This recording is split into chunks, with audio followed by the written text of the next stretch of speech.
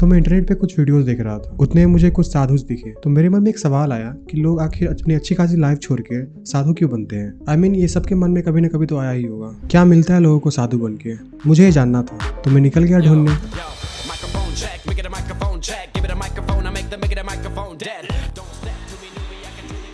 लेकिन साधु क्यों बनते हैं उससे पहले हमें कुंभ के बारे में कुछ समझते हैं। हिंदू धर्म के अनुसार एक पवित्र स्नान का उत्सव है जो समुद्र मंथन और अमृत कलश की कहानियों से जुड़ा है। यहाँ गंगा, यमुना और सरस्वती, हाँ सरस्वती अभी एग्जिस्टेंस में नहीं है बट पहले था, तो उनके संगम पे स्नान करने पर पापों का प्रायश्चित होता है और मोक्ष का मार्ग प्राप्त होता है। लेकिन सवाल ये कि इतने सारे साधु और योगी महाकुंभ में शामिल क्यों होते हैं। एक्चुअली महाकुंभ साधुओं के लिए एक स्पिरिचुअल और धार्मिक लैंडमार्क है।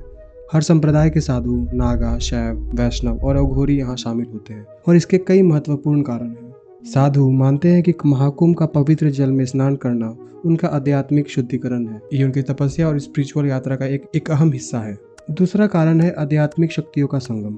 यहाँ भारत के कोने कोने से आए योगी और तपस्वी अपने ज्ञान और ऊर्जा का आदान प्रदान करते हैं। तीसरा और सबसे इम्पोर्टेंट कारण सांप्रदायिक मिलाप। यहाँ हर संप्रदाय के साधु मिलकर अपने मत विचार शेयर करते हैं, जो एकता और संवाद का अवसर होता है। ओके, तो साधु का महाकुंभ में जाने का मतलब समझ में आता है, बट अब सवाल ये कि इतने सारे पढ़े लिखे लोग और सक्सेसफुल इंसान साधु क्यों बनते हैं। चलिए कुछ फेमस एग्जांपल समझते हैं। IIT बाबा एक पॉपुलर एग्जांपल है। वो IIT दिल्ली के स्टूडेंट थे और उन्होंने एक सक्सेसफुल करियर बनाया, लेकिन एक टाइम के बाद उन्होंने महसूस किया कि मेटेरियलिस्टिक सक्सेस उनकी जिंदगी का असली मकसद नहीं है।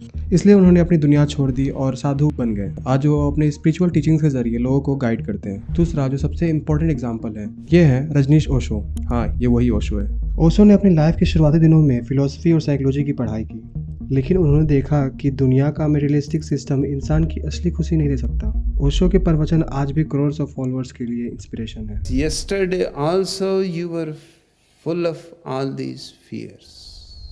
तो अभी तक हमने जो भी डिस्कस किया है वो बताता है कि साधु के लिए महाकुंभ क्या इंपॉर्टेंस है और पढ़े लिखे लोग साधु बनते हैं। लेकिन हमें तो जाना था कि लोग साधु क्यों बनते हैं। इसका जवाब ढूंढने के लिए मैंने दोबारा से अपनी खोजबीन चालू कर दी एंड ट्रस्ट मी, मुझे कुछ ऐसा मिला जिससे आप जरूर शॉक होंगे। तो मैंने पहले ढूंढा क्या साधु बनना दुनिया से भागना है, तो उसका जवाब आया रियल साधु रिस्पॉन्सिबिलिटी से दूर नहीं भागते, बल्कि वो अपने जीवन, स्पिरिचुअलिटी और सेवा के लिए समर्पित करते हैं। लेकिन अगर साधु बनना अपनी जिम्मेदारियों से भागना है तो ये गलत है। इसलिए अपने गुरु और अपने डिसीजन को समझना बहुत जरूरी है। तो इतनी खोजबीन के बाद मुझे बस यही पता चला, ये इंसान की नीयत पर डिपेंड करता है। लगता है मुझे साधु बनना ही पड़ेगा।